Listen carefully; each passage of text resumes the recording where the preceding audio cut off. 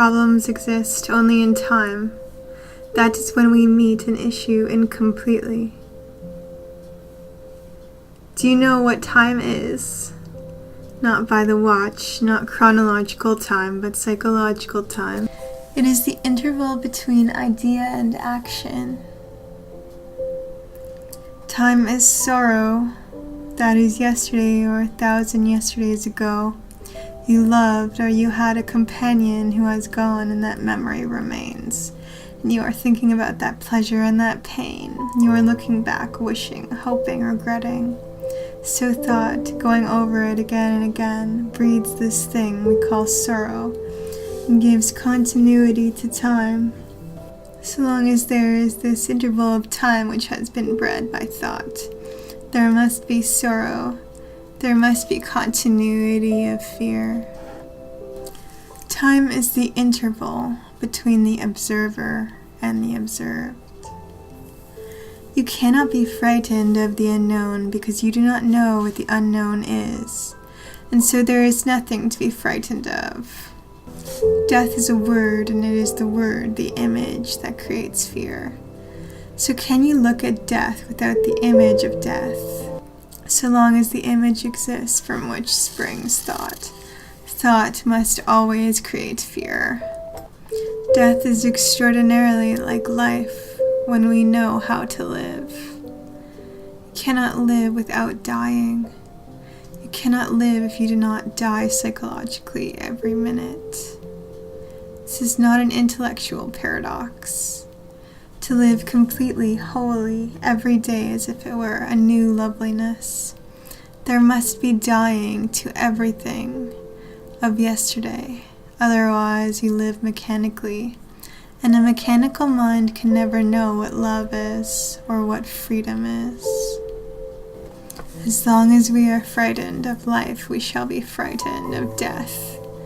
The man who is not frightened of life is not frightened of being completely insecure, for he understands that inwardly, psychologically, there is no security. When there is no security, there is an endless movement, and then life and death are the same. The man who lives without conflict, who lives with beauty and love, is not frightened of death, because to love is to die. If you die to everything you know, including your family, your memory, everything you have felt, then death is a purification, a rejuvenating process. Then death brings innocence, and it is only the innocent who are passionate about. Death is a renewal, a mutation in which thought does not function at all, because thought is old. When there is death, there is something totally new. Freedom from the known is death, and then you are living. The demand to be safe in relationship inevitably breeds sorrow and fear. The seeking for security is inviting insecurity. Have you ever found security in any of your relationships? Have you? Most of us want the security of loving and being loved, but there is love when each one of us is seeking his own security, his own particular path. We are not loved because we do not know how to love. If you depend on him for all your pleasure, you are a slave to him. So when one loves, there must be freedom, not only from the other person, but from oneself. This belonging to another, being psychologically nourished by another, depending on another. In all this, there must always be anxiety, fear, jealousy, guilt. And so long as there is fear, there is no love. A mind ridden with sorrow will never know what love is. Sentimentality and emotionalism have nothing whatsoever to do with love. And so love is not to do with pleasure and desire. Love is not the product of thought, which is the past. Thought cannot possibly cultivate love. Love is not hedged about and caught in jealousy, for jealousy is of the past. Love is always active, present. It is not I will love or I have loved. If you know love, you will not follow anybody. Love does not obey. When you love, there is neither respect nor disrespect. Beauty is not something you see, not a beautiful tree, a beautiful picture, a beautiful building, or a beautiful woman. There is beauty only when your heart and mind know what love is. Without love and that sense of beauty, there is no virtue. But where there is love and beauty, whatever you do is right, whatever you do is in order. If you know how to love, then you can do what you like because it will solve all other problems. Love is something that is new, fresh, alive. It has no yesterday and no tomorrow. It is beyond the turmoil of thought. It is only the innocent mind which knows what love is, and the innocent mind can live in the world which is not innocent. To find this extraordinary thing, which man has sought endlessly through sacrifice, through worship, through relationship, through every form of pleasure and pain, is only possible when thought comes to understand itself and comes naturally to an end. Then love has no opposite, then love has no conflict. Going beyond sorrow is to be aware that there is a different dimension called love. Do you understand what that means? It means that you are not seeking, not wanting, not pursuing.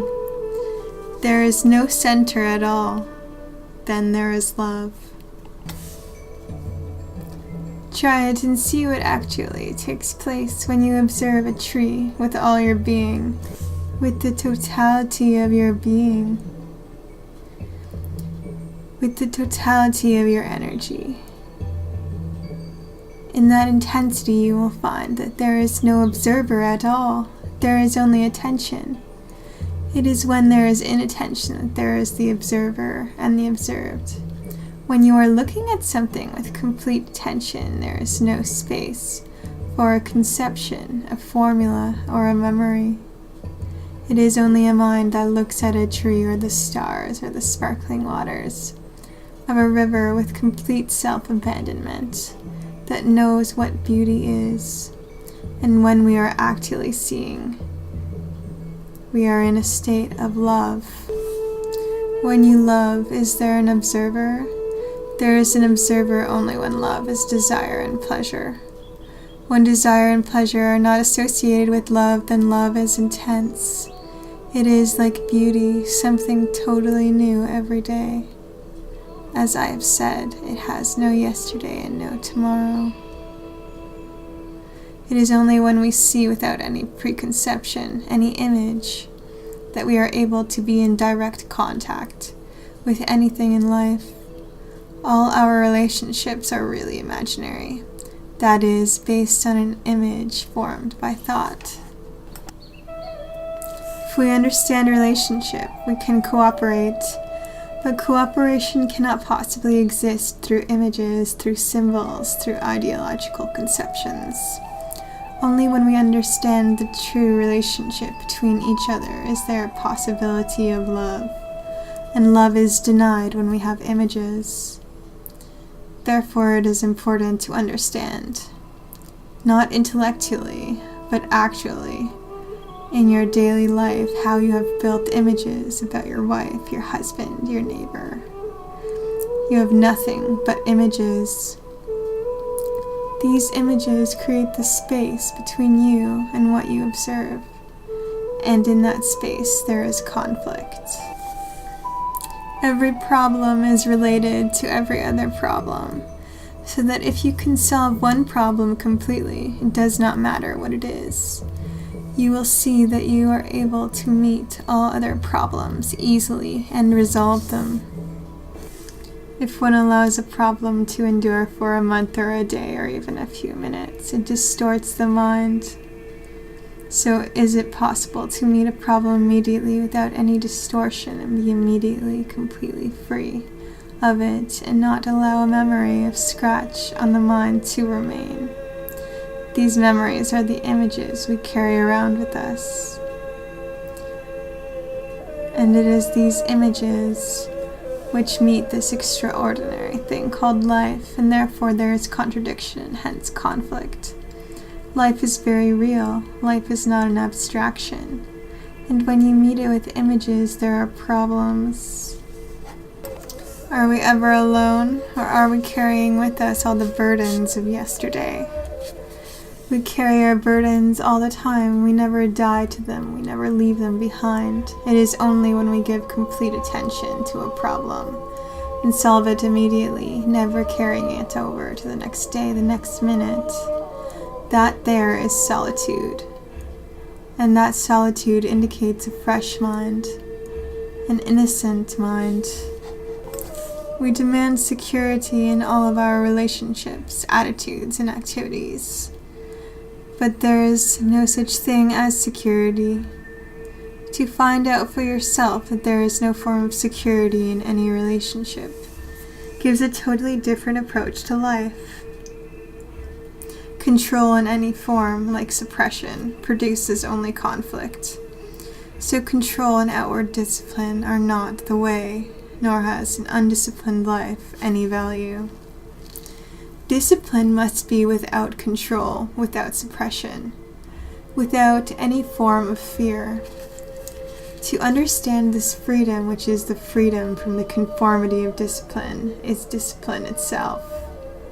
The very act of learning is discipline. After all, the root meaning of the word discipline is to learn.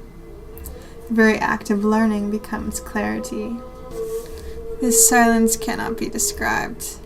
What can be described is the known, and the freedom from the known can come into being only when there is a dying every day to the known, to the hurts, to the flatteries, to all the images you have made, to all your experiences. Dying every day, so that the brain cells become fresh, young, innocent. Then perhaps you may come upon that mystery which nobody can reveal to you and nothing can destroy. A living mind is a still mind. A living mind is a mind that has no center, and therefore no space and time. Such a mind is limitless, and that is the only truth. That is the only reality.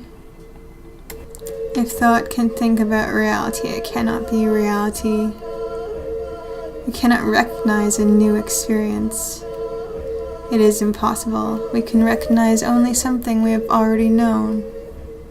To seek further experience through expansion of consciousness, as it is being done through various psychedelic drugs, is still within the field of consciousness, and therefore very limited. So we have discovered a fundamental truth, which is that a mind that is seeking, craving for wider and deeper experiences is a very shallow and dull mind, because it lives always with its memories. We depend on experiences, on challenges to keep us awake. If there were no conflicts within ourselves, no changes, no disturbances, we would be fast asleep. So challenges are necessary for most of us. But in fact, this dependence on challenges and experiences to keep us awake only makes our minds duller. It doesn't really keep us awake at all. So I ask myself, is it possible to keep awake totally? Not peripherally at a few points of my being, but totally awake without any challenge or any experience. This implies a great sensitivity, both physical and psychological. It means I have to be free of all demands. For the moment I demand, I will experience.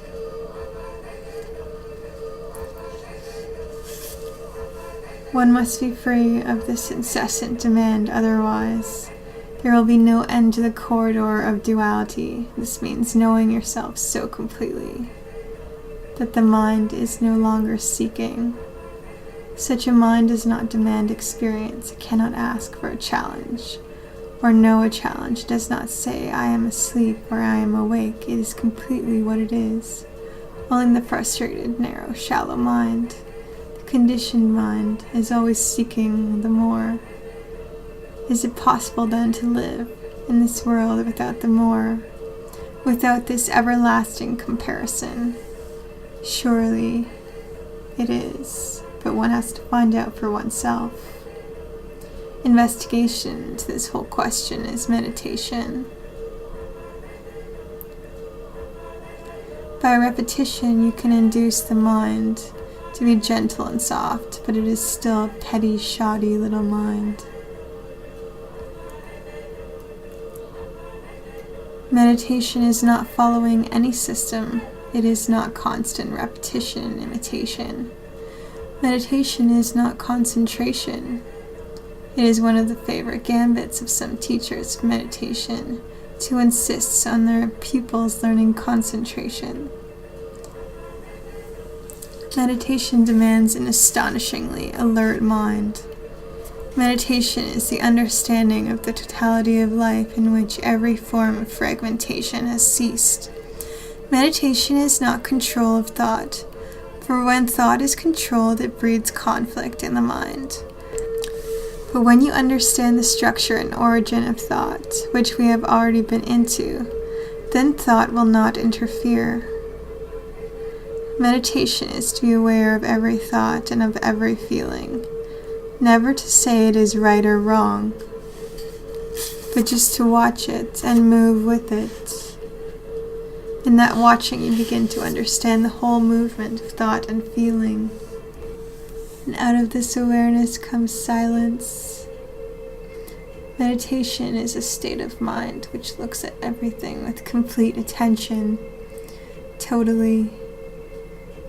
Meditation is one of the greatest arts in life, perhaps the greatest, and one cannot possibly learn it from anybody. That is the beauty of it. It has no technique and therefore no authority. In the understanding of meditation, there is love. And love is not the product of systems, of habits, of following a method. Love cannot be cultivated by thought. Love can perhaps come into being when there is complete silence. A silence in which the meditator is entirely absent. And the mind can be silent only when it understands its own movement as thought and feeling. To understand this movement of thought and feeling, there can be no condemnation in observing it. To observe in such a way is the discipline, and that kind of discipline is fluid, free, not the discipline of conformity. If you have any ideals, beliefs, or principles, you cannot possibly look at yourself directly. That state of mind which is no longer capable of striving is the true religious mind, and in that state of mind you may come upon this thing called truth, or reality, or bliss, or God, or beauty, or love. This thing cannot be invited. To invite it, you must know it, and you cannot know it.